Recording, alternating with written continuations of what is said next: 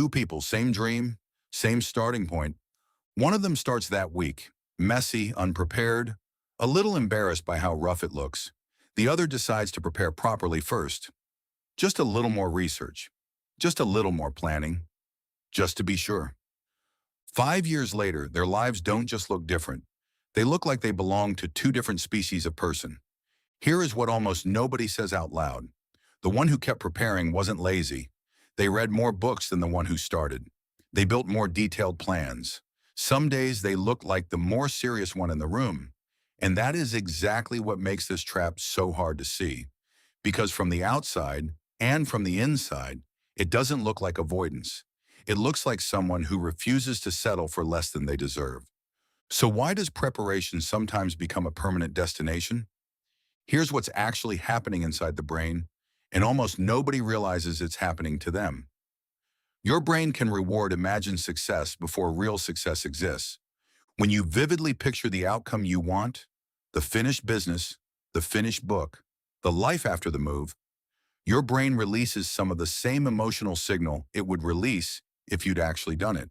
Not identical, but close enough to feel like progress. Planning feels productive because, chemically, it behaves like progress. You did something today. You researched. You organized. You felt that small, satisfying click of, I'm handling this. That click is real.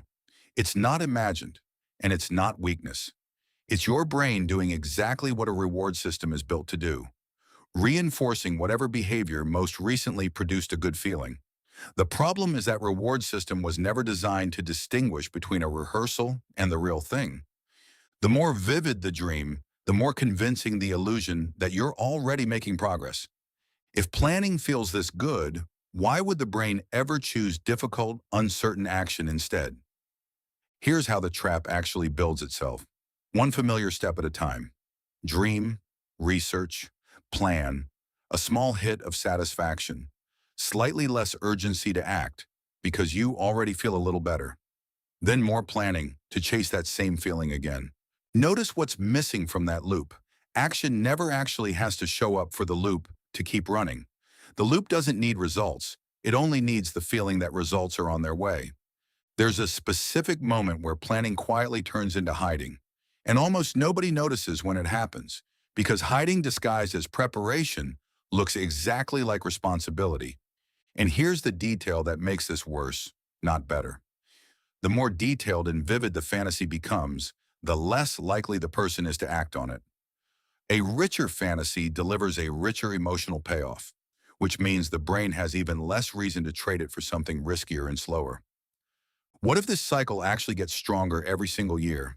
Now here's the twist almost nobody sees coming because it looks like the opposite of a problem. Publicly, sharing your goals can reduce the urgency to achieve them. When people respond to your plan with encouragement, that's amazing. You've got this. I'm so proud of you. Something strange happens internally. Part of the brain treats that social recognition as a small piece of the achievement itself. You haven't finished anything yet, but you already got a taste of what finishing feels like. Encouragement, without meaning to, can quietly reinforce the very inaction it was meant to solve. Nobody involved is doing anything wrong. The friend meant it. The praise was genuine. But genuine praise can still, quietly, function as a small down payment on a future the person hasn't earned yet. If even encouragement can become part of the trap, what actually breaks it? Here's the final piece, and it changes what this entire pattern actually is. Action creates uncertainty. You might fail. You might discover the idea wasn't as good as it felt in your head. Fantasy creates certainty. In your mind, it always works out. Your brain, given the choice between an uncertain reward and a guaranteed one, will quietly prefer the guaranteed one, even when the guaranteed one is imaginary. The real fear isn't failure. It's discovering the dream was never tested against reality. The specific antidote researchers point to is deceptively simple. It's called mental contrasting. Instead of only picturing the win, you pair it, deliberately, with the exact obstacle standing between you and it. Not vaguely, specifically.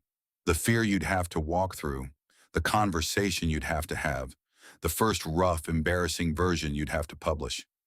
That single pairing does something the pure fantasy never could. It makes the obstacle feel real enough to plan around, instead of comfortable enough to avoid. The fantasy stops being a place to visit. It becomes a hypothesis being tested. Potential is not something a person gets to keep forever, sitting quietly in reserve. Unused potential doesn't wait patiently. It slowly, quietly transforms into identity. People stop saying, I will. They start saying, I could have. And that sentence, once it settles in, is far harder to undo than any failed attempt would have been.